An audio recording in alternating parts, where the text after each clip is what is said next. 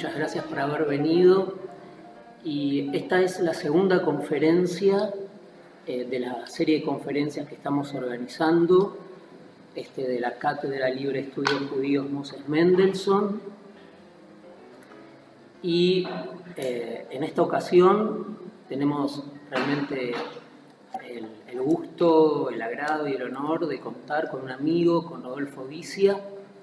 Rodolfo es licenciado en Filosofía, hizo su tesis sobre la estética musical en Rousseau, es músico, se desempeñó como chelista en la Orquesta Académica del Teatro Colón, también se dedica al periodismo cultural en la revista Enie, el diario Infoae y recientemente en la revista del Teatro Colón. Bueno, la conferencia de hoy está dedicada a Arnold Schoenberg y una de las cuestiones es por qué elegimos a Schoenberg para incluirlo en este ciclo de conferencias y si en tal caso el personaje cubre las notas distintivas que se supone que caracterizarían a este tipo de cátedra y a este tipo de empresa. En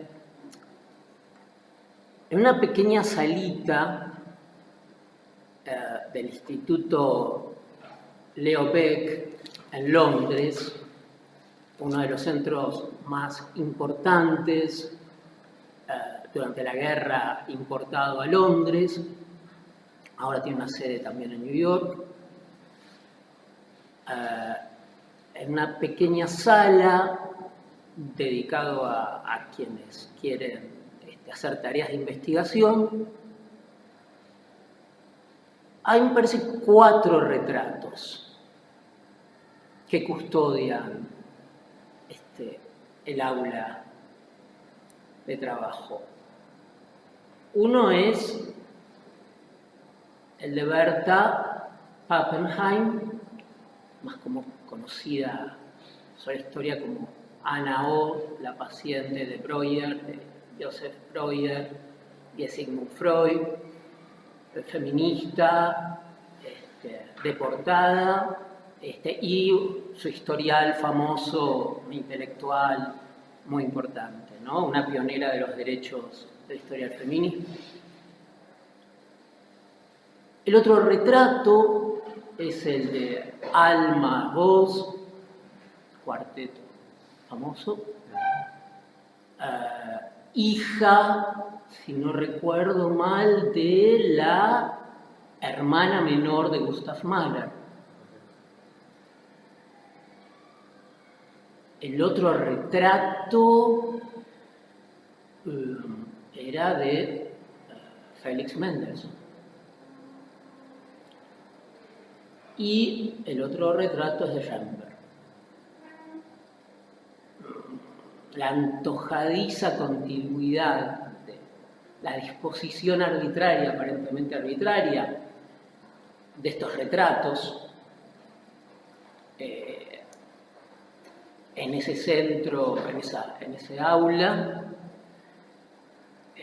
esa disposición que no está subtendida por ningún hilo aparentemente rigurosamente conceptual, sino solo quizás por un aire de familia, extraño e inacible de algún modo.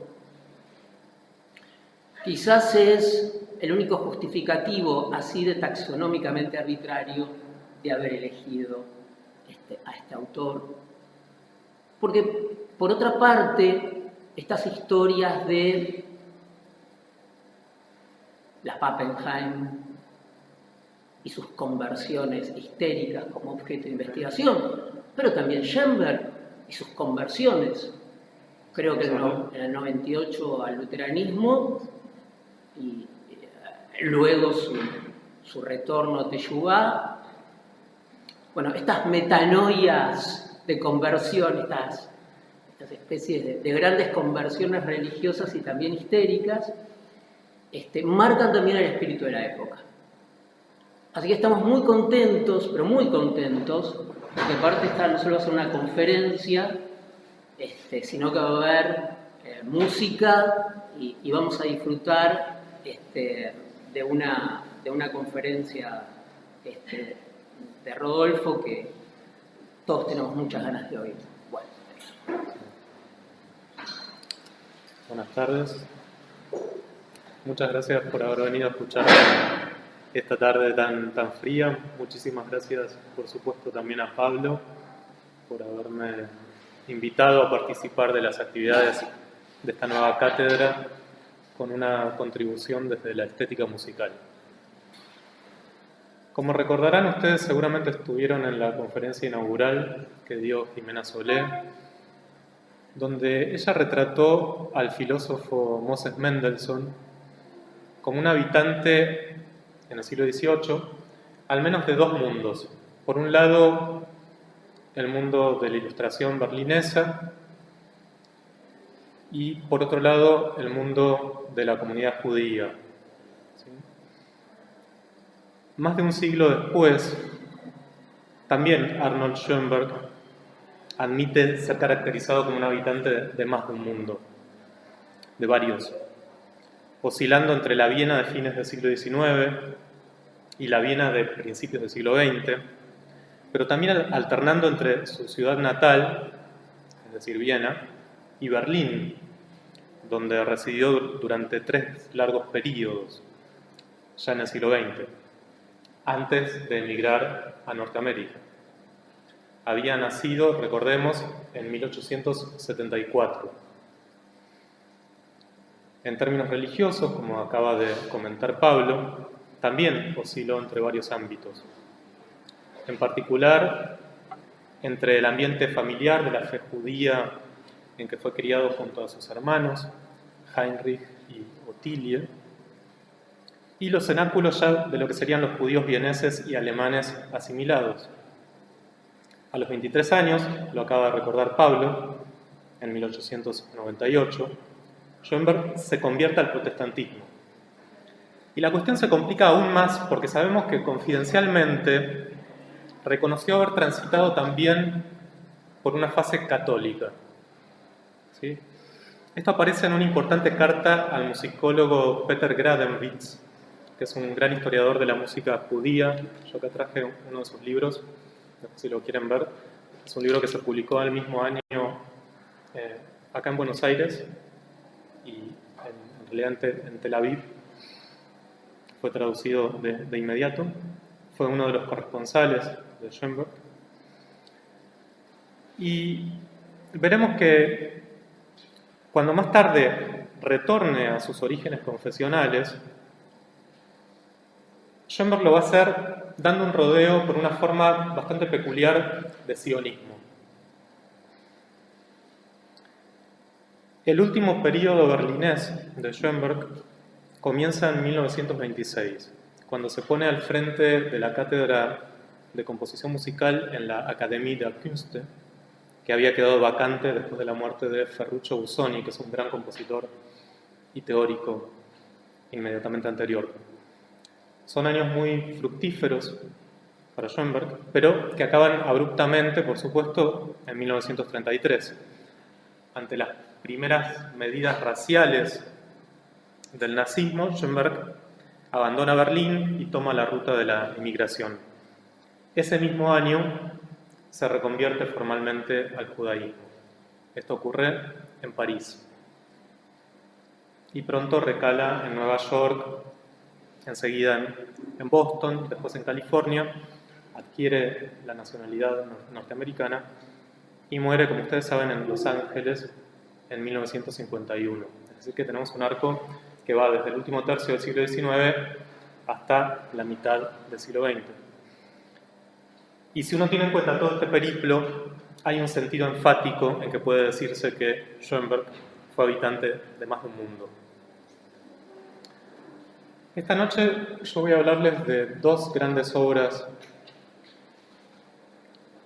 que me parecen importantísimas, que son el oratorio La Escala de Jacob o La Escalera de Jacob, de finales de la década del 10 y principios de la década del 20, y la ópera Moisés y Aarón, que ya es de principios de los años 30. Es decir, que nos vamos a mantener en una etapa previa al exilio, al menos en términos generales. Son dos obras muy ambiciosas, de largo aliento.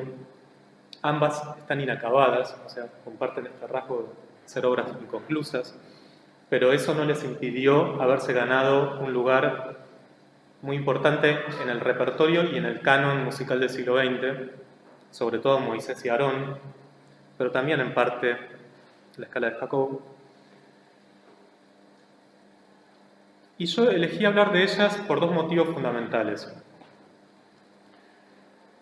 Y es que nos permiten abordar dos cuestiones que me parecen importantes y que, digamos, todavía admiten ser profundizadas. En primer lugar, estas dos obras iluminan la relación muy peculiar que tuvo Schoenberg con la Biblia, es decir, con el Antiguo Testamento sobre todo, y más en particular con la Torá, con el Pentateuco. Es decir, que iluminan su relación con estos contenidos bíblicos que tienen una dimensión múltiple, por supuesto. Una dimensión narrativa, simbólica, ética y desde luego teológica y sobre todo teológico-política.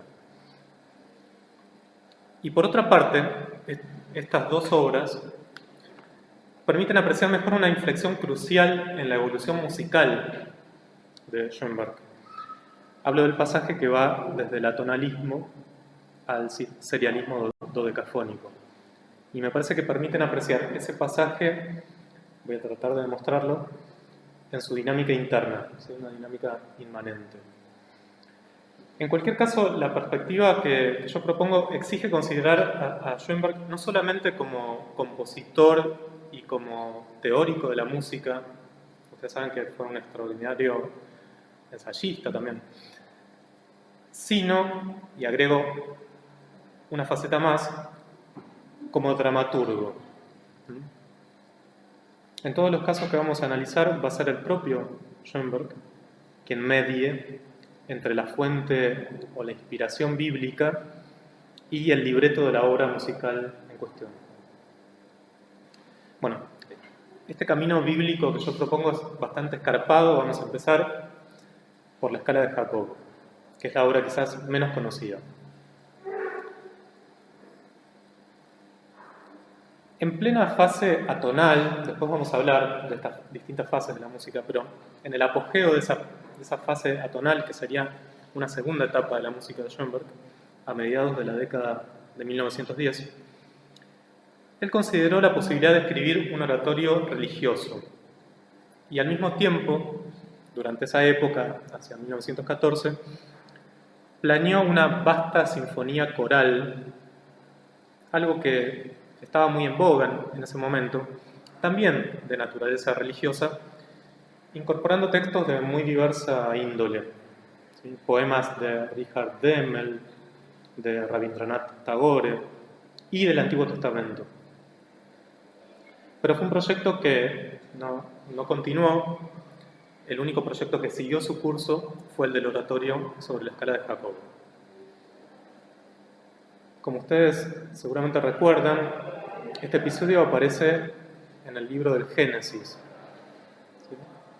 Jacob es el tercero de los patriarcas, es el hijo de Isaac, el nieto de Abraham, es el hermano mellizo de Esaú, a quien le roba el derecho a la primogenitura y por ende se hace acreedor de la bendición paterna. Y poco después parte en busca de una esposa, finalmente va a acabar casándose con dos de las hijas de Labán, Raquel y Lía. Y en ese interludio entre que se despide de sus padres, es decir, de Isaac y Rebeca, y se dirige a la tierra de Labán, se recuesta una noche a la intemperie y precisamente ahí tiene lugar su célebre visión. Está en ese paraje que luego bautizará como Betel, es decir, casa de Dios, con una piedra por almohada, y tiene un sueño. Ve una escalinata cuyo extremo superior toca el cielo, y por esa escalinata suben y bajan ángeles. Y se le aparece Dios en persona, es decir, hay una teofanía en ese sueño. Y Dios le anuncia cuán prolífica será su descendencia y cuán feliz será el destino del pueblo que está llamado a liderar. Hasta ahí repongo mínimamente el texto bíblico. Schoenberg se inspira vagamente en este pasaje del Génesis para imaginar una situación alegórica en el libreto de la Escala de Jacob. Pone en escena ahora al arcángel Gabriel, que como guardián del paraíso va regulando el pasaje de las almas al otro mundo. ¿Sí? Es un ángel a la vez compasivo, pero también severo, un poco displicente, que aconseja, ayuda a las almas que se presentan tanto en grupos como de forma individual. Y como en toda alegoría, hay una serie de personajes simbólicos. El convocado, un rebelde, el luchador, un monje, un agonizante. ¿Sí? Estos seres comparecen ante Gabriel y deben justificar su modo de vida. Entre ellos hay un sexto personaje, el elegido, que funciona como un evidente autorretrato del compositor. Schoenberg siempre, se sintió llamado por una especie de rol profético desde esta etapa temprana. ¿Sí? Esto se va acentuando con los años. Y al final de la primera parte del libreto, que es la única que Schoenberg llegó a musicalizar, estos seres, cuyo destino está en un compás de espera, son interpelados por Gabriel a volver a la tierra y a reencarnarse, ¿sí? Ya que ninguno de ellos reúne las condiciones para acceder al paraíso. A mí lo que me parece interesante de esta cuestión es que la principal inspiración de esta historia le llega a Schoenberg de parte de un autor que no asociamos inmediatamente con él. Me refiero a Balzac, ¿sí? El autor el novelista de la comedia humana. ¿Qué tienen en común Schoenberg y Balzac? Me podrían preguntar con total legitimidad. Sobre todo porque uno asocia a Schoenberg con una constelación de escritores, de poetas de fines del siglo XIX, tardorrománticos, simbolistas, incluso esteticistas. Por ejemplo, es el caso de Richard Demmel, un poeta que quizás no es de primerísima línea, pero que gozaba de la predilección del joven Schoenberg. Y sí, otros autores, escritores, poetas muy importantes como Stefan George, fundamentalmente, como es el caso también de Rilke, como es el caso de algunos poetas y dramaturgos, simbolistas, belgas. Saben que el simbolismo tiene, como corriente literaria, tiene una serie de padres fundadores, no solo franceses, sino también belgas, entre ellos Maurice Macaplanc, el autor de Peleas y Melisande, sobre una obra de teatro sobre la que Schoenberg compuso un poema sinfónico, así como ustedes saben que Debussy compuso una ópera. Uno asocia a Schoenberg con ese tipo de escritores. Sí, podríamos agregar también a Albert Giraud, que es otro simbolista belga, más bien decadentista, que es el autor de los poemas de Pierrot Lunar. Y también Schoenberg tiene ciertas predilecciones particulares, por ejemplo, por la poesía de Petrarca. ¿Sí? Van a encontrar varias composiciones sobre poemas del cancionero de Petrarca, e incluso por la poesía de Nietzsche. ¿Sí? Nada de esto nos resulta, difícil de comprender. Son autores que están muy a tono con ese tipo de música tardorromántica que todavía Schoenberg estaba escribiendo a finales del siglo XIX y principios del siglo XX. Entonces, ¿cómo se responde a esta pregunta que planteé acerca de la relación entre Schoenberg y Balzac? Bueno, admite una respuesta muy nítida. La respuesta a ese enigma tiene que ver con que tanto Balzac como Schoenberg estaban muy interesados por la obra de un tercer autor, un autor sueco. Les voy dando las pistas a ver si logran adivinar quién es. Un autor, un naturalista y místico sueco del siglo XVIII. Emanuel Swedenborg, ¿sí? Efectivamente. Hay una novela de Balzac, no sé si la conocerán, se llama Serafita, fue publicada por entregas a partir del año 1834, que es fundamental para difundir estas doctrinas swedenborgianas a través de una puesta en escena literaria. Balzac tiene además otra novela sobre Swedenborg que Schoenberg conocía. Encontré una carta dirigida a Alban Berg donde admite haber leído también esta otra novela autobiográfica de Balzac que se llama Louis Lambert. Pero, digamos, lo que tenemos que retener como importante es esta inspiración en la novela Serafita, que dentro del ciclo de la comedia humana pertenece a lo que Balzac llama los estudios filosóficos. Es una serie de novelas que no son filosóficas en sentido estricto, pero que sí tienen como un gran, digamos, cultivan cuestiones especulativas, más bien de sesgo fantástico. Y en la novela, en un pasaje de la novela, Balzac efectivamente menciona la historia del Génesis, es decir, este sueño de Jacob con esa escalera que une la tierra y el cielo y la procesión de ángeles que suben y bajan. Pero al igual que lo que ocurrirá con Schoenberg, no se detiene en los detalles de la historia bíblica, sino que más bien explora la imaginería de una escalera celestial como símbolo de la conexión entre el plano terrestre y un plano superior, espiritual. Serafita transcurre en el escenario de los fiordos noruegos y es la historia de un triángulo amoroso, ¿sí? Entre un muchacho, Wilfrid, una joven que se llama Mina y un tercer ser que no es ni hombre ni mujer, sino que en realidad es un andrógino, ¿sí? En última instancia, un ser angélico con acceso a una intuición de lo suprasensible. Según la perspectiva erótica que se tome, será Serafita o Serafitus, que es el nombre masculino, ¿sí?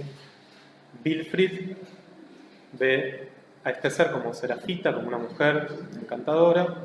Mina lo ve como Serafitus, un muchacho muy viril, así que logra de alguna manera conjugar lo masculino y lo femenino al mismo tiempo. Este personaje vive recluido en un castillo junto a un viejo sirviente y poco después nos enteramos de que en realidad es un sobrino o sobrina, según ustedes lo vean, del propio Emanuel Swedenborg. Y hay además otro personaje importante que es el señor Becker, que es el padre de Mina, que es un pastor protestante, más bien escéptico respecto de la posibilidad de una revelación sobrenatural. Entonces, en su libreto de la escala de Jacob, Schoenberg tampoco retiene nada de la peripecia de la novela, de lo que les acabo de contar, esta historia amorosa. Lo que hace es que a través de Balzac y de las descripciones, de las extraordinarias descripciones de Balzac, elabora una alegoría swedenborgiana y un mito escatológico sobre el destino ultraterreno de las almas y sitúa esa fábula en el espacio simbólico entrevisto por Jacob en su sueño en Betel. ¿Sí? Así que tenemos que reunir todos esos elementos para llegar a comprender un poco la inspiración de este complejo libreto, ¿sí? Con elementos bastante esotéricos, con elementos místicos, con elementos de inspiración teosófica. Ahora vayamos a la música. Yo les decía que la escala de Jacob es una obra incompleta, fue completada por uno de sus discípulos, Winfried-Zillig, y es una obra compleja para solistas, coro y gran orquesta. Se estructura, uno diría, bastante a la manera de un oratorio tradicional. Pablo nombró a Felix Mendelssohn. Ustedes saben que Felix Mendelssohn tiene 2 oratorios bíblicos que a su vez se modelan según las grandes pasiones de Bach, sobre todo. Una de las cuales el propio Felix Mendelssohn estrenó o reestrenó en realidad después de que estuviera olvidada muchas décadas. Entonces decía que la escala de Jacob responde a ese patrón del oratorio con secciones claramente delineadas, donde podemos encontrar arias o ariosos, recitativos, coros de diversa índole. Pero lo que me interesa remarcar es que su lenguaje musical se ubica en el pasaje que va desde el atonalismo al dodecafonismo. Ahora, para explicar esto, tengo que hacer una digresión un poco a fines pedagógicos y comentar algo acerca de las diferentes etapas de la música de Schoenberg. Sí, voy a manejar una serie de categorías analíticas que no hay que entender en sentido, digamos, meramente evolutivo o diacrónico, o sea, no necesariamente una etapa desaloja o expulsa la anterior. Y por otra parte, digamos, yo les diría que también es imprudente establecer cortes netos. Por eso prefiero hablar de umbrales. ¿Sí? Y hay una primera fase en la música de Schoenberg, que es la de las obras tonales tempranas. Es una fase muy rica, extraordinariamente inventiva, y que quizás no es aquella que uno más asocia con la figura revolucionaria de Schoenberg. Me refiero a esta etapa de obras tardorrománticas, en donde Schoenberg explora los límites de la tonalidad. Son obras de un lenguaje tonal expandido, que uno diría que responden a un doble linaje. Por un lado, un doble linaje paradójico, que es el linaje, por un lado, wagneriano y por otro lado, brahmsiano. O sea, wagneriano en lo armónico, en las audacias armónicas, y brahmsiano en cuanto al interés de Schoenberg por un extremo trabajo con la factura formal, con la articulación interna de las piezas y el trabajo motívico y temático en cada una de esas piezas.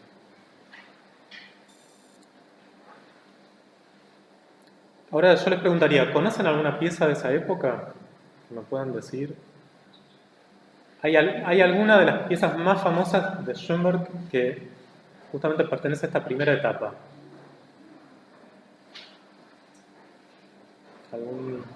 ¿Alguien se...? Por ejemplo, Noche Transfigurada. ¿Sí? Noche Transfigurada es un sexteto para cuerdas, es el opus 4.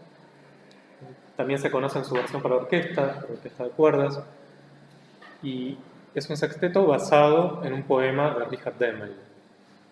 ¿Sí? Otra obra muy importante de esa época es el poema sinfónico Peleas y Melisande, que les comentaba hace un momento.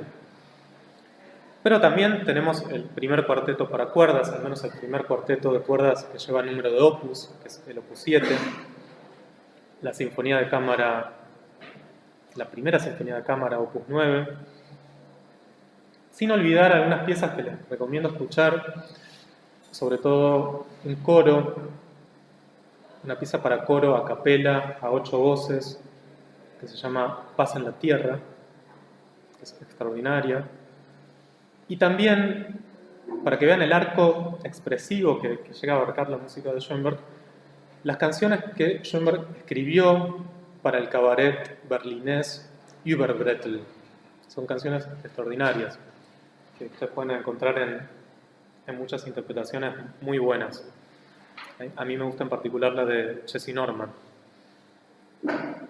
Y en un nivel superficial, el estilo de estas obras de esta primera etapa uno diría,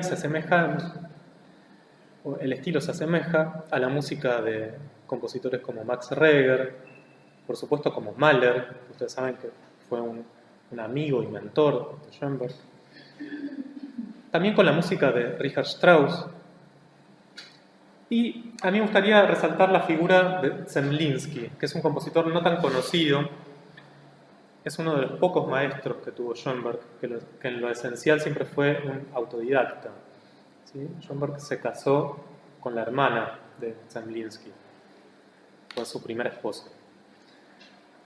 Ahora vamos a escuchar el preludio orquestal de una de las obras que yo considero fundamentales. En realidad, no es que yo la considere fundamental, hay consenso en establecerlo así.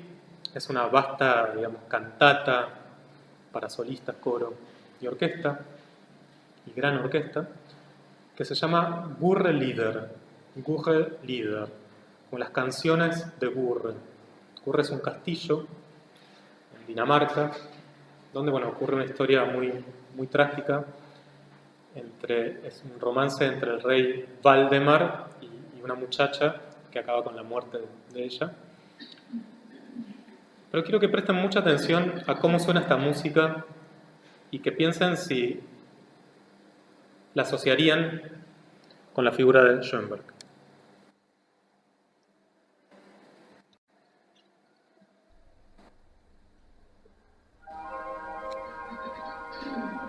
Disfruten porque es lo último que van a escuchar de música tonal. Después, todo lo que viene es mucho más disonante.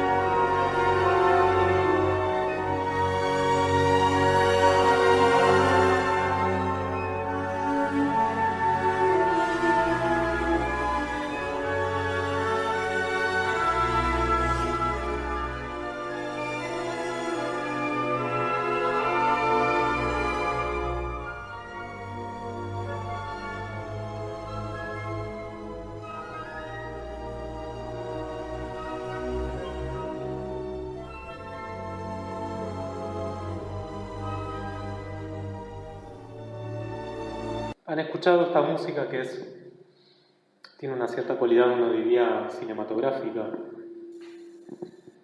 Sí, es una orquesta muy frondosa, una orquesta hipertrofiada, en la que tienen 4 flautas, 4 pícolos, 3 oboes, 7 clarinetes, una sección de bronce muy amplia, 4 arpas, a falta de una. Es un tipo de orquestación muy de la época, que la pueden encontrar en las óperas de Richard Strauss, como Salomé, sobre todo, como Electra, básicamente, que es una orquesta aún más grandiosa, o por supuesto en las sinfonías de Mahler, en la Sinfonía de los Mil, paradigmáticamente.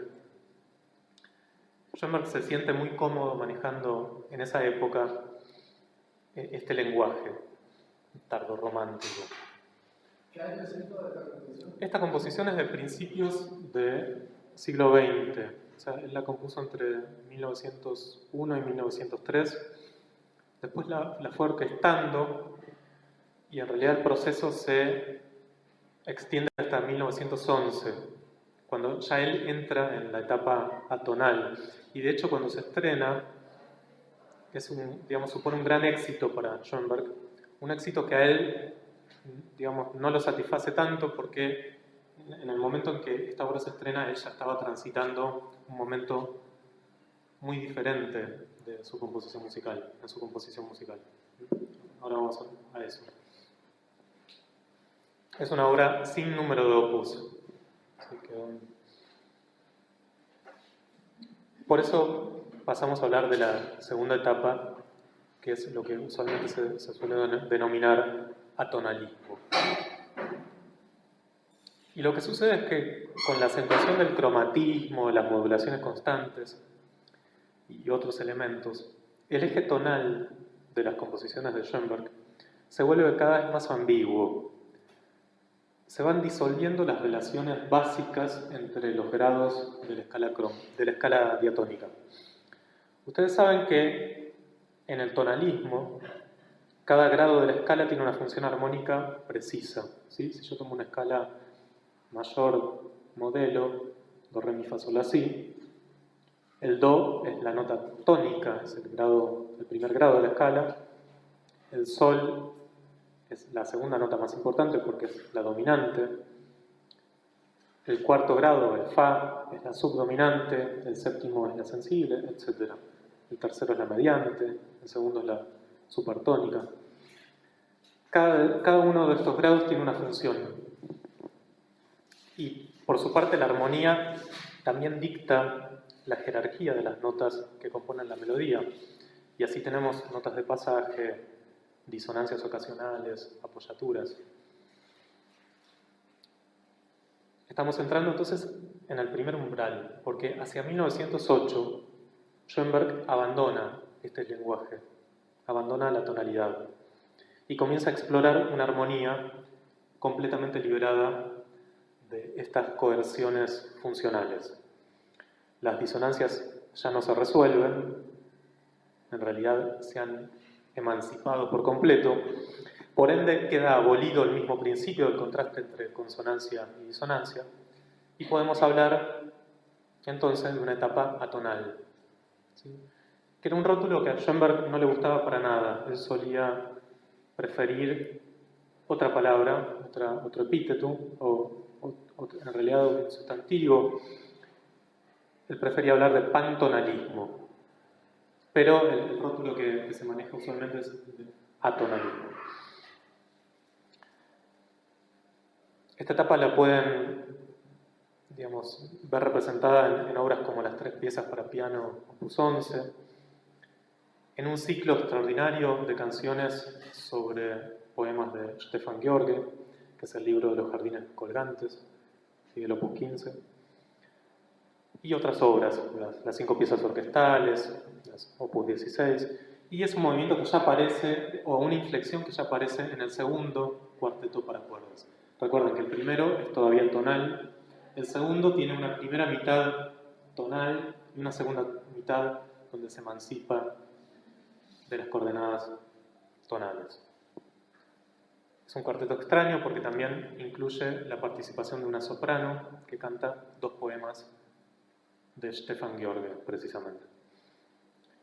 Y hay otra serie de obras fundamentales de esta etapa que estilísticamente pueden, describirse como expresionistas. Por ejemplo, 2 obras para la escena, como el monodrama Erwartung o el drama con música, La mano afortunada o La mano feliz, Die glückliche Hand. y el ciclo Pierrot Lunar, ¿sí? El Opus 21. Son obras donde la expresión a menudo adopta un carácter torturado, o bien onírico, o bien alucinatorio, y a veces todo eso al mismo tiempo. ¿Sí? Acá sí, ya son obras que uno asocia de manera inmediata con la estética expresionista y con la figura de Schoenberg. Vamos a escuchar, a ver si es verdad, algo de lo que les estoy comentando. Y vamos a escuchar precisamente el comienzo de la escala de Jacob.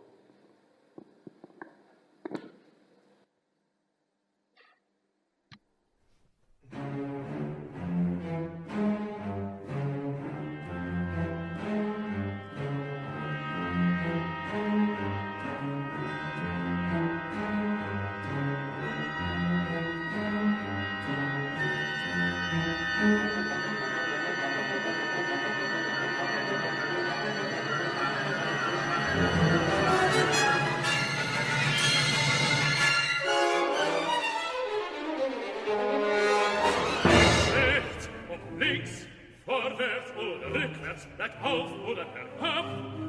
Man hat weiter zu gehen, ohne zu fragen, was vor oder hinter einem liegt. Es soll verborgen sein, ihr dürftet, musstet es vergessen, um die Aufgabe zu erfüllen.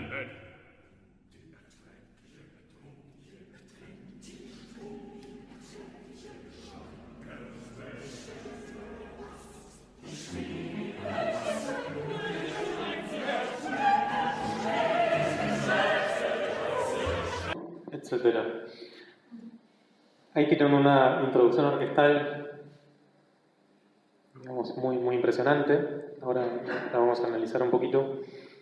Aparece el arcángel Gabriel, que es el que canta con este canto tan declamatorio, la primera parte, y la intervención del coro que se da a continuación. Quiero agregar otra precisión, y con esto voy terminando lo que sería, digamos, la faceta tonal, y es que la desintegración de la tonalidad es indisociable de cierta desintegración del orden temático, ¿sí? Ustedes saben que en general las piezas musicales en lenguaje tonal se componen de ciertos patrones formales.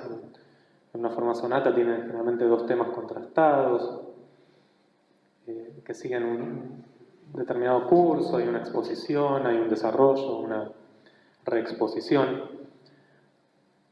Todos estos patrones desaparecen con la música más radicalmente atonal de Schoenberg, y algunas de estas obras terminan rozando lo que sería el atematismo, ¿sí? Son obras en las que resulta imposible reconocer un tema, ¿sí? Un motivo.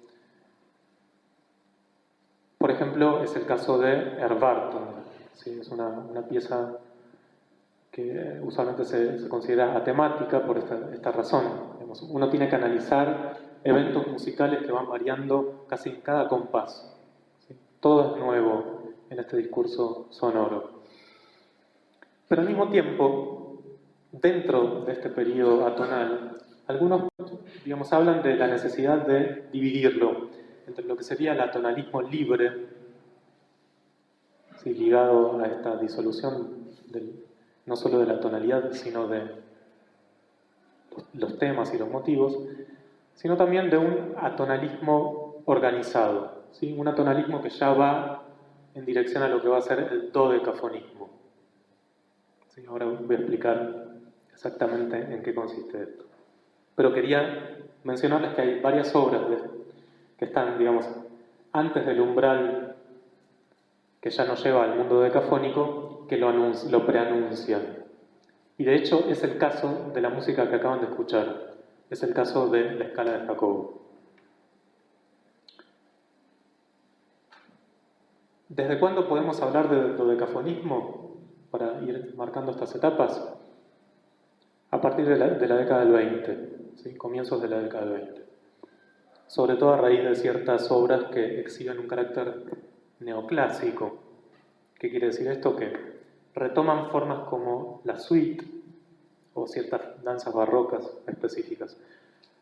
De hecho, la primera obra integralmente dodecafónica es la famosa Suite Opus 25 para piano.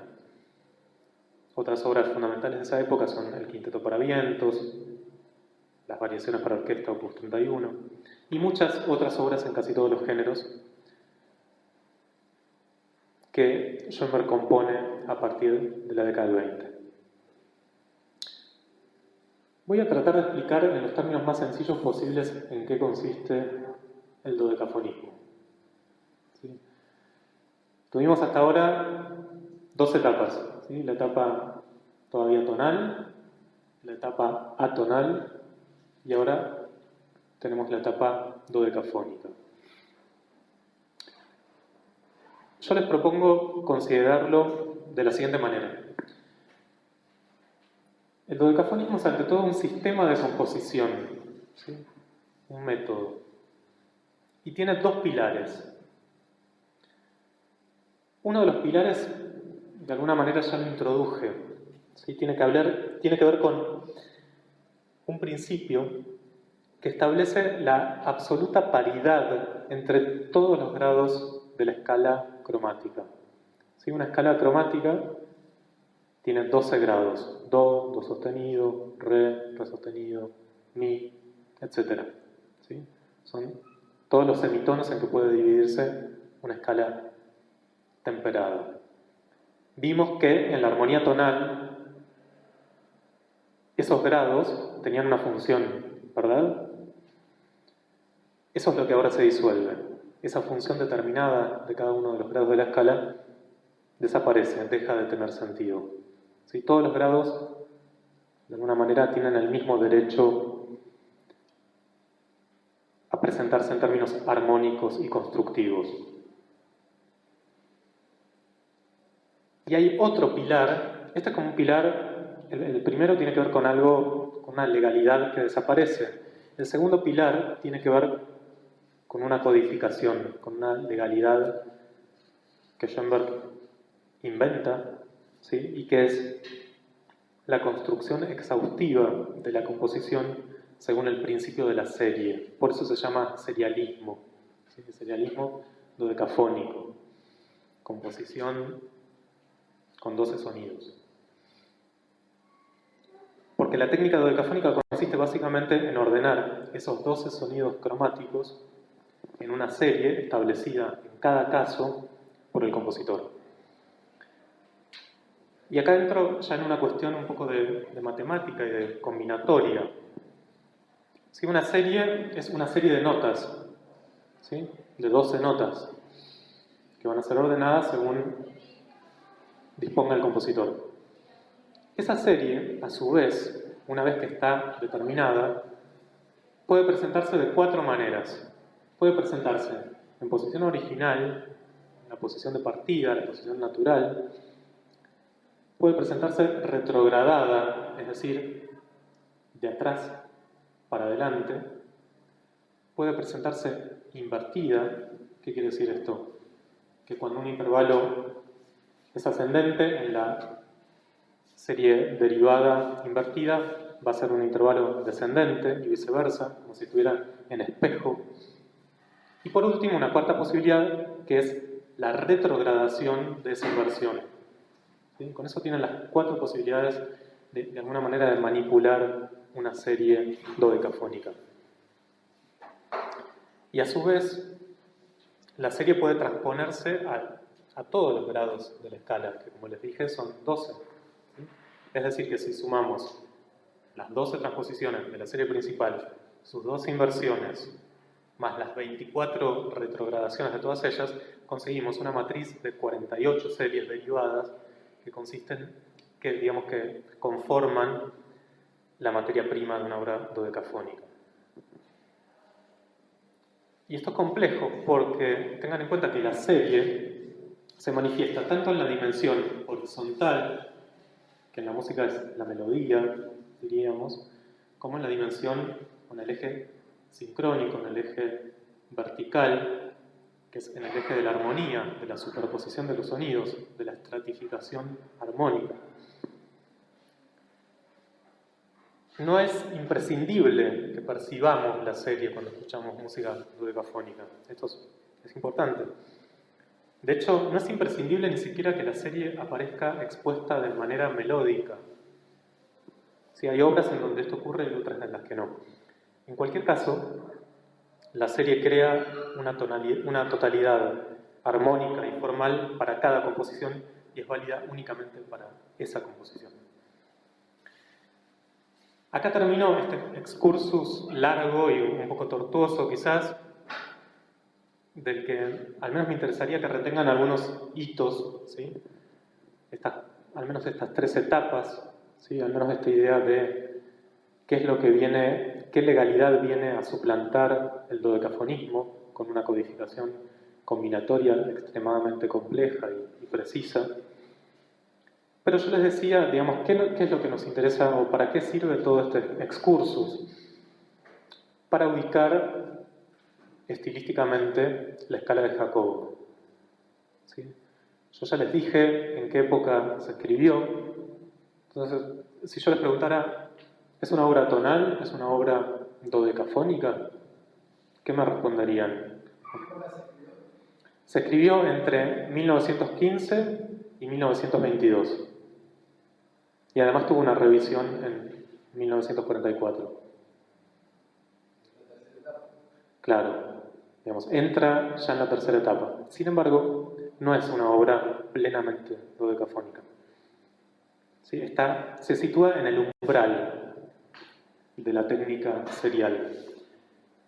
Al punto de que cabe, esta ya es mi tesis de alguna manera, cabe considerarla una composición protoserial, ¿sí? O un prototipo dodecafónico.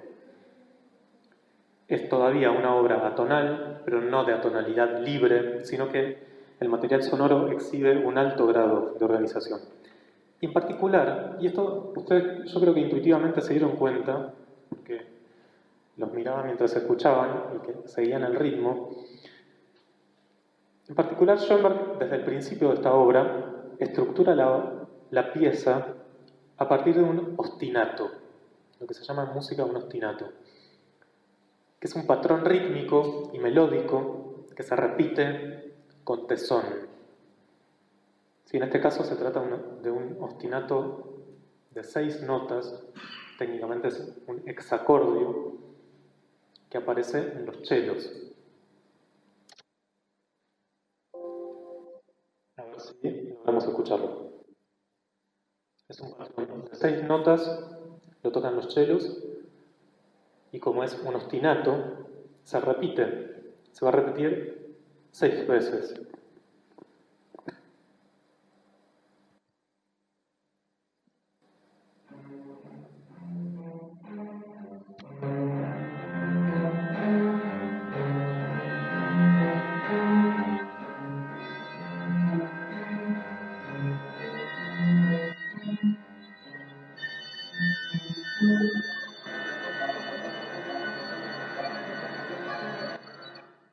Otra vez.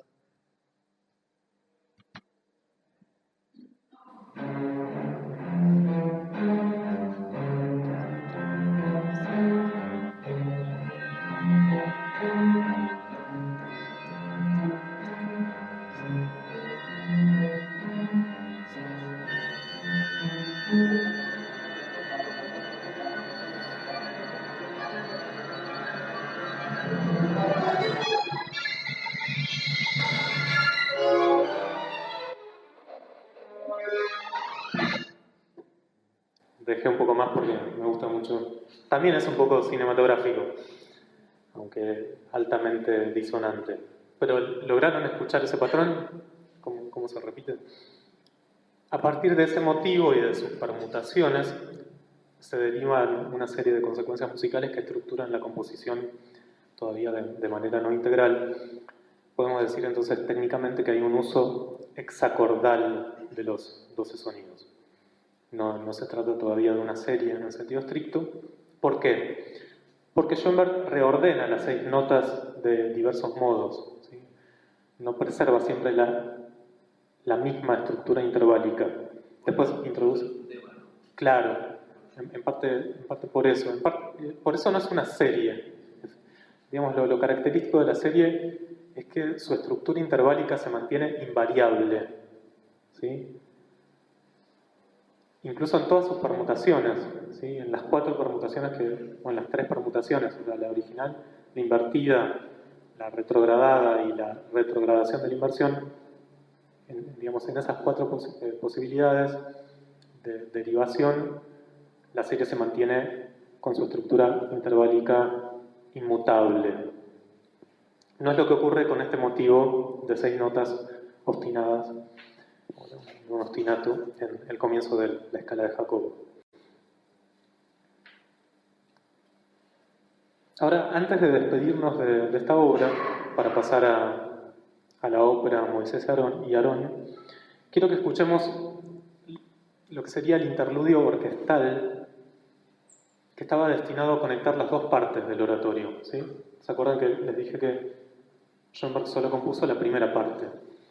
Es decir, que la música que vamos a escuchar ahora es, digamos, lo último que se conserva de la escala de Jacobo.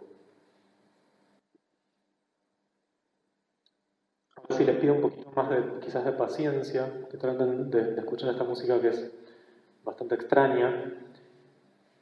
Son cerca de 5 minutos. Traten de identificar los motivos que aparecen, los instrumentos solistas, la diferencia de textura. Y creo que, digamos, si logran mantener la atención hasta el final, van a ser recompensados por una sorpresa. Hay algo bastante sorprendente que ocurre justo al final de este interludio de la escala de Jacobo.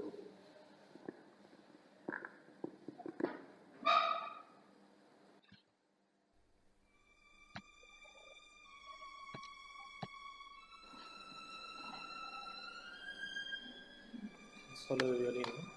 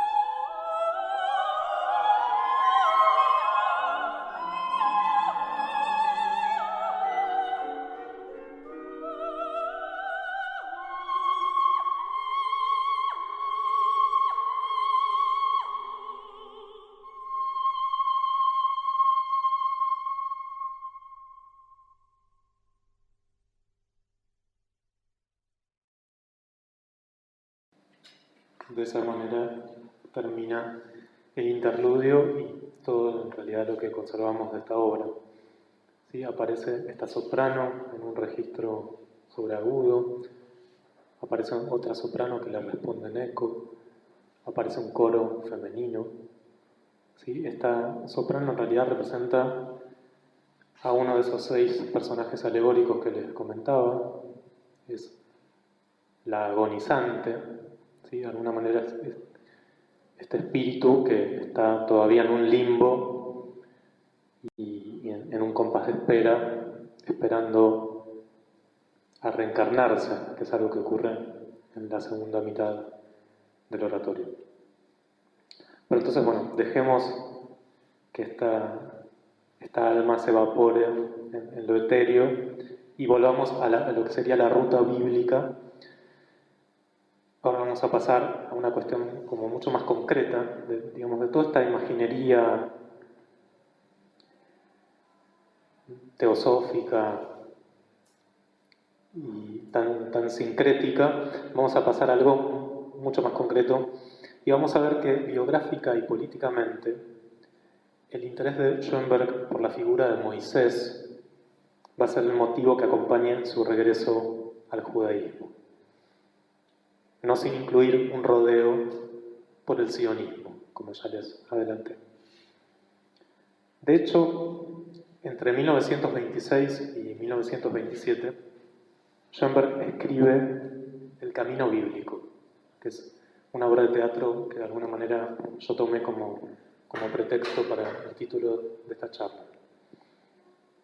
Es una obra que nunca se representó, no es muy conocida, tampoco se publicó en vida del compositor, no estaba destinada a ser una ópera, aunque Schoenberg esbozó música para esta pieza, se conservan algunos manuscritos. Y ahora la cuestión se relaciona con motivos de actualidad muy concretos y muy terrenales. Es un drama, podríamos decir, de agitprop, dedicado a movilizar al pueblo judío. Les voy a contar la historia porque creo que vale la pena. El protagonista es una suerte de Moisés y Aarón combinados en un solo personaje, que se llama Max Aruns. Y el proyecto de Aruns consiste en que el pueblo judío emigre no a Palestina, sino a una nueva Palestina africana, un lugar que Schoenberg denomina Asmongea. En esta historia, Aruns ya ha conseguido la aprobación del gobernante de ese lugar, pero a condición de que los emigrantes lleven consigo un arma muy poderosa, una especie de arma atómica. Strahlenwaffe la llama Schoenberg. Esta arma de irradiación, quizás podríamos traducir, es una invención de otro personaje, que es el general Pinzar, y permite enviar rayos a cualquier punto del planeta. Estos rayos absorben el oxígeno ambiente y así sofocan a todas las criaturas vivientes que anden por ahí. Pero les ahorro más detalles de la peripecia si les cuento que el permiso de entrada se cancela cuando Aruns no es capaz de suministrar esta arma. Y lo mismo que en el Éxodo, y esto ya es más interesante, la entrada a la tierra prometida se retrasa. En este caso se posterga hasta la muerte de Aruns. Hay un joven, Guido, que cumple en este contexto un papel análogo al de Josué en la Biblia. Es decir, ocupa el lugar de Aruns y finalmente consigue llevar el arma. O sea que está presente la idea de que la supervivencia de los judíos como nación depende un poco de la posesión de esta arma letal y terrorífica. Pero hay otros costados también muy interesantes. Max Aruns encuentra a su antagonista en David Asaino, así se llama un judío ortodoxo, otro personaje, que lo acusa, con razón, de querer encarnar a la vez las figuras de Moisés y Aarón. Cuando Aruns muere, reconoce haber cometido ese pecado de soberbia, de desmesura, Pero por otra parte, muere en paz. Se da un giro de la política a la teología, en cierto sentido. Aruns abandona la vida feliz, en cierto modo, porque sabe que su nación cuenta con hombres dispuestos a ofrecer sus vidas en aras del concepto de un Dios, y cito sus palabras, único, eterno, invisible e irrepresentable. ¿Sí? Son 4 atributos divinos, presten mucha atención, que aparecen en este discurso final de Aruns. Y digo, presten atención porque estas últimas palabras serán precisamente las primeras que pronuncie Moisés en la ópera Moisés y Aarón, ¿sí? En una famosa invocación inicial.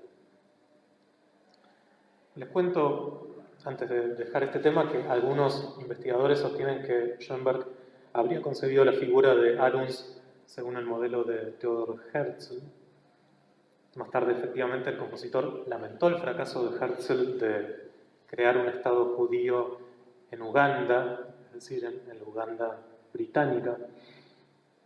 Pero al momento de escribir esta obra, Schoenberg, según su propio testimonio, esto lo estuve corroborando, no estaba muy al tanto de los escritos de Herzl, ni tampoco de los escritos de otros pioneros del sionismo. Sí, más bien le interesaba mucho la figura del ucraniano Zev Jabotinsky, fundador de lo que se suele denominar sionismo revisionista. Esta creo que es la referencia crucial. Es una cuestión que se podría profundizar, pero después de este interludio necesitamos llegar de manera directa a la ópera sacra Moisés y Aarón, que es el punto final de nuestro recorrido. Y que acabó siendo una extensa ópera en 3 actos sobre el héroe fundacional del monoteísmo religioso. Después de la escala de Jacob, de hecho, podemos considerarla la segunda gran profesión de fe de Schoenberg. Empezó a escribir el libreto en 1927 y compuso la música entre 1930 y 1932. Tengan en cuenta que oficialmente Schoenberg todavía era considerado cristiano. Como se sabe, solo llegó a componer la música completa de los 2 primeros actos. Y esos 2 primeros actos abarcan el lapso que va desde el momento en que Dios le encomienda a Moisés su misión emancipadora, desde la zarza ardiente en el monte Sinaí, hasta el momento más crítico, el momento en que Moisés rompe las tablas de la ley y se hunde en la desesperación. A diferencia de la escala de Jacob, esta ópera se inspira ya no de modo, digamos, vago en un pasaje fugaz del Génesis, sino que se inspira en una importante secuencia narrativa y épica del Éxodo, en la que sin embargo introduce numerosas modificaciones, desplazamientos del acento y condensaciones. Es decir, no adopta la historia tal cual. Hay un trabajo hermenéutico y un trabajo creativo muy intenso sobre una base bíblica. Y otra diferencia con la escala de Jacob, ya la hemos adelantado, es que la obra entera se construye a partir de una única serie, ahora sí, de 12 tonos y sus múltiples transformaciones. Digamos, esta serie y sus permutaciones rigen todo, incluso el título de la obra. Porque, y ahora yo les pregunto a ustedes, ¿cómo se llama la ópera? En alemán. Moses. Exacto. Yo creo que tenía una fibra. Si podemos ver.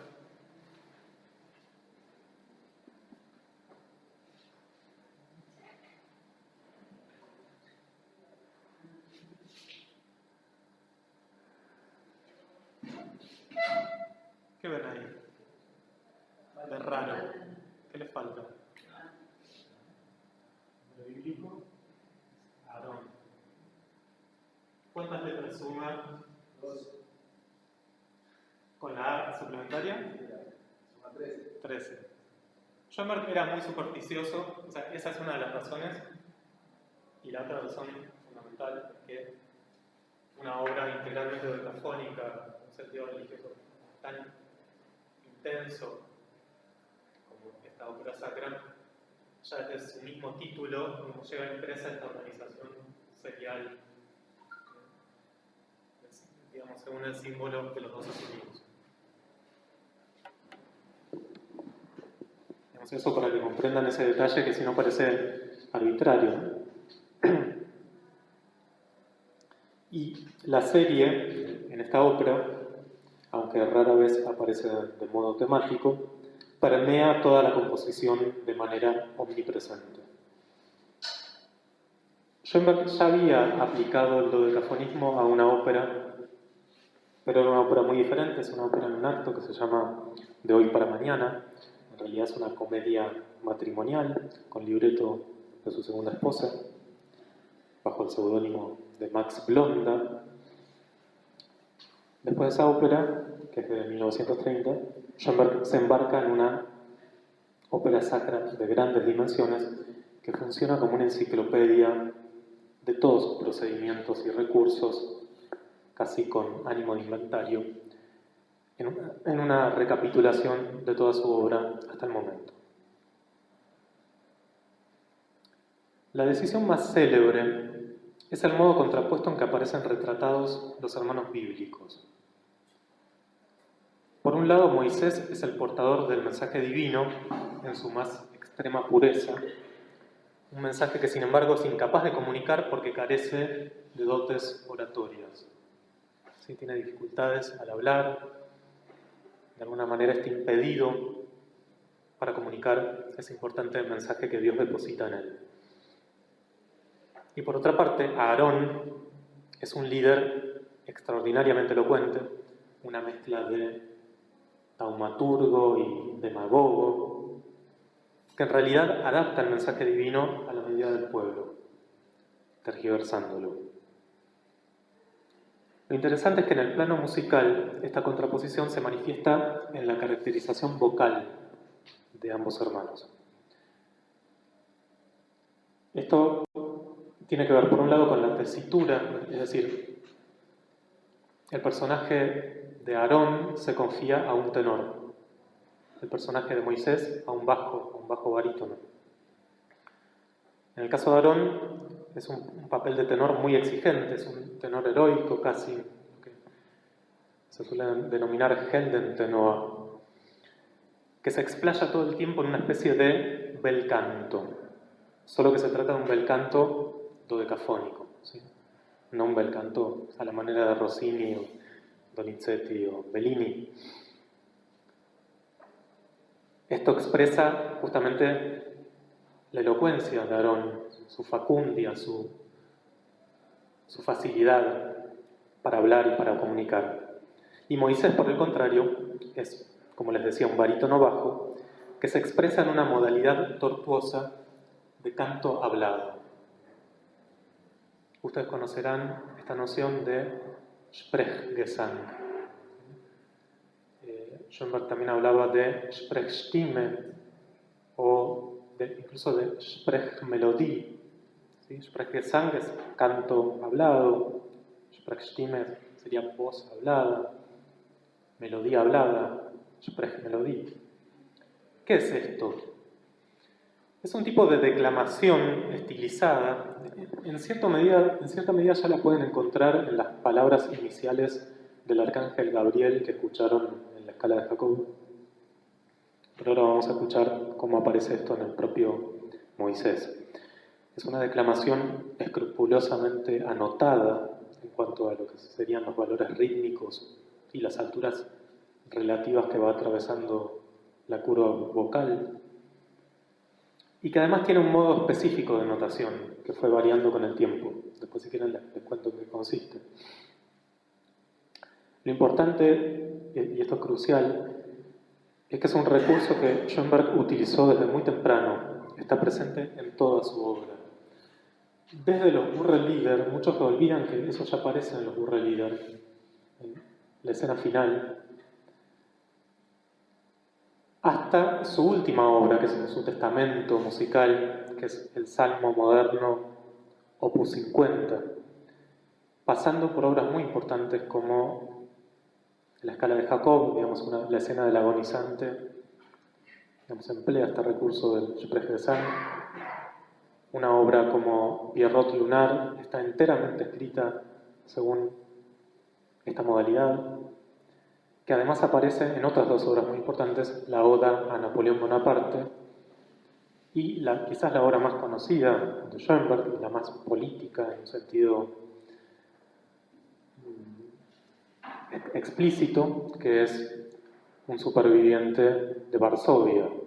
¿Sí? Todas esas obras que son de periodos que atraviesan toda la carrera de Schoenberg recurren al Sprechgesang.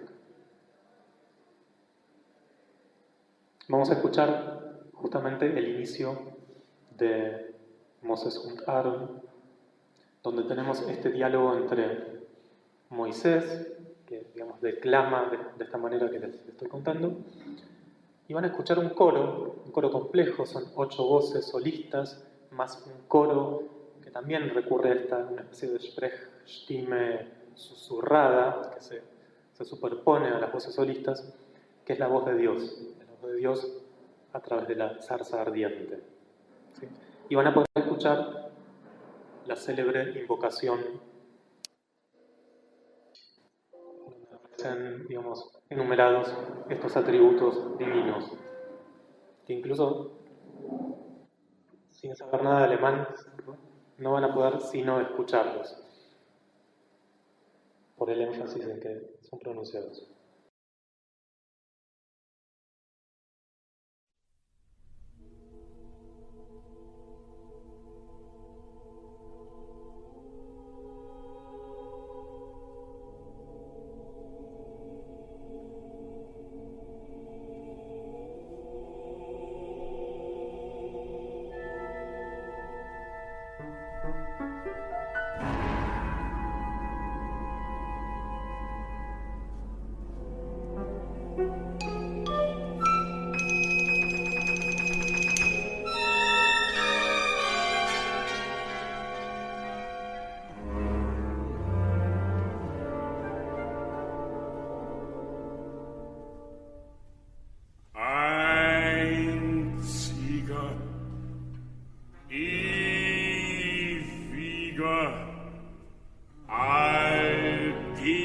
allgegenwärtiger,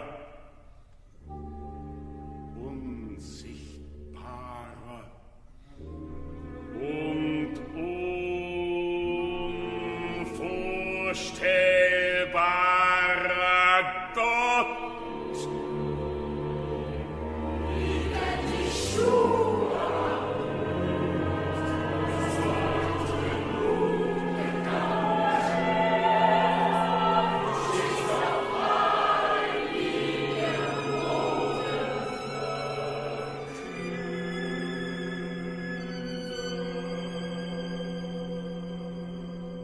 Gott meiner Väter, Gott Abrahams, Isaaks und Jakobs, der du ihren Gedanken in mir wieder erweckt hast, mein Gott, nötige mich nicht, ihn zu verkünden.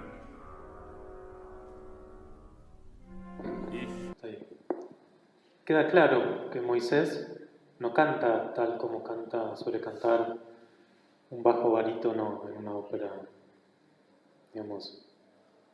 verista, ¿sí? Sino que más bien declama el texto de una manera estrictamente anotada, ¿sí? Esto ocurre a lo largo de toda la ópera. Y pudieron escuchar esta célebre invocación donde Moisés presenta estos 5 atributos divinos. Antes eran 4 y ahora se agrega uno más, el de la omnipresencia, ¿sí? Único, eterno, omnipresente, invisible e irrepresentable Dios. Y este último atributo, este carácter irrepresentable o inconcebible de la divinidad, es el que conduce el pensamiento de Moisés a una suerte de teología negativa. Y esto ocurre de una manera, o mejor dicho, ocurre de la mano de una interpretación tajante del segundo mandamiento del Decálogo. ¿Sí? El imperativo que nos prohíbe formarnos imágenes de la divinidad. ¿Sí? Schoenberg subraya la radicalidad de este segundo mandamiento. De hecho, en esta época podría decirse que Schoenberg comienza a radicalizar su interpretación de la ética judía. Uno diría que a través de esta postura el compositor avanza hacia una posición de cierto rigorismo moral. Tal vez sea así. Más interesante, sin embargo, me parece el hecho de que también avanza hacia lo que yo llamaría, en sentido estricto, una concepción sublime de la legalidad divina. Este carácter sublime de la ley con mayúscula, deriva de nuestra imposibilidad de captarla a través de los sentidos.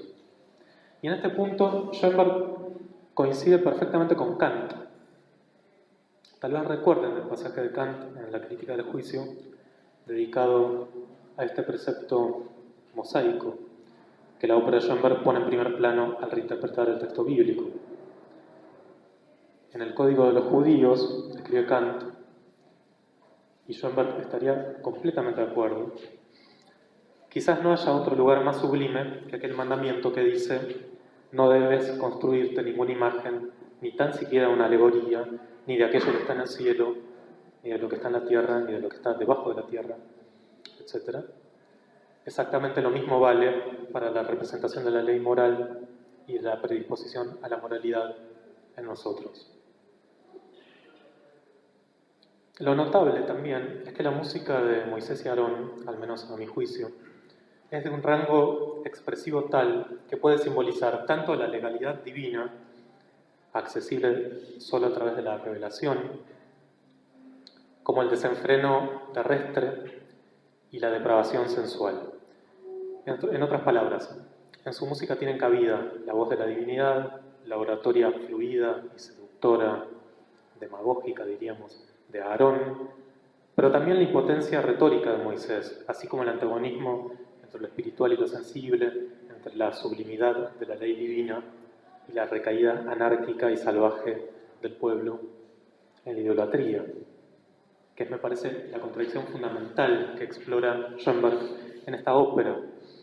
De hecho, la escena fundamental del segundo acto es la escena de la adoración del becerro de oro.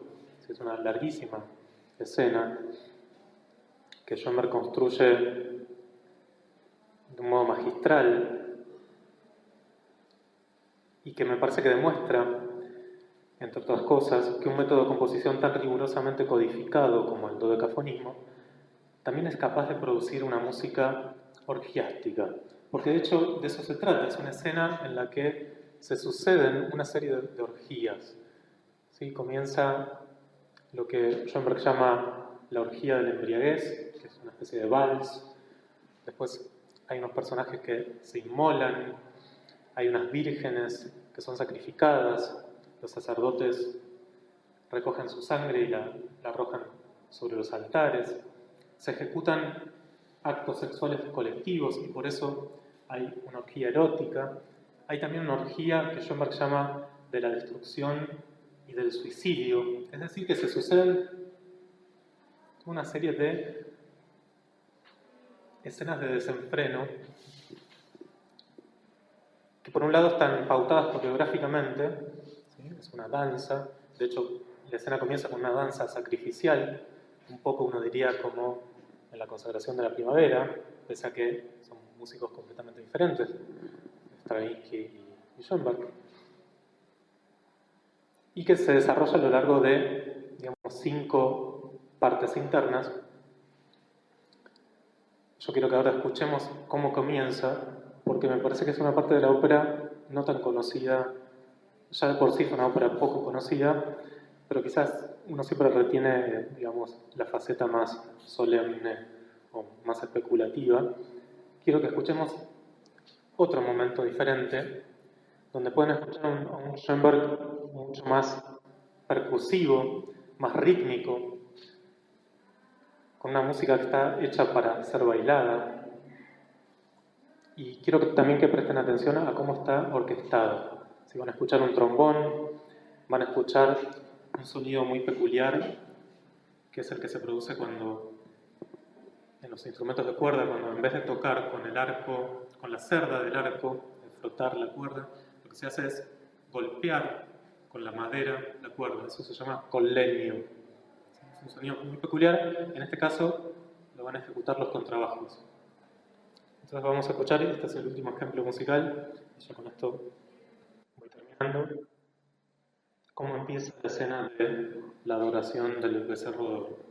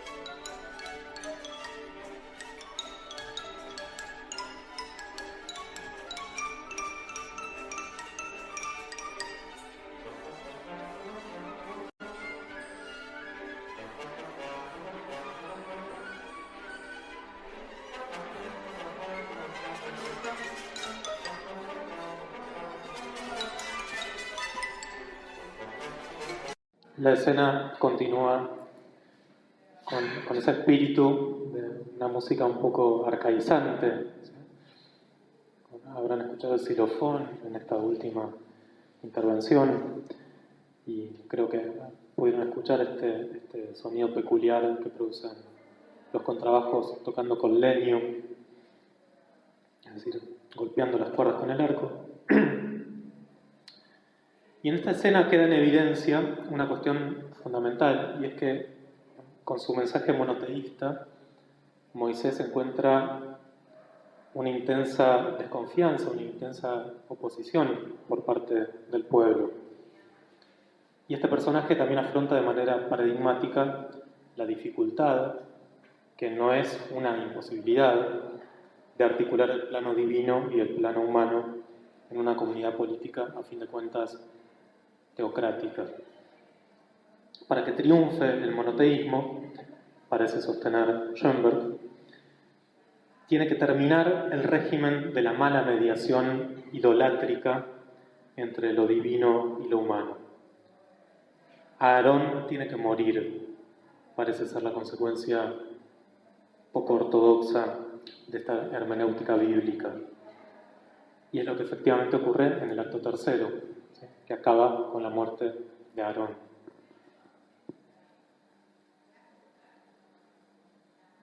Entonces, espero que hayan podido captar lo que sería la unidad de este recorrido tan largo y tan variopinto,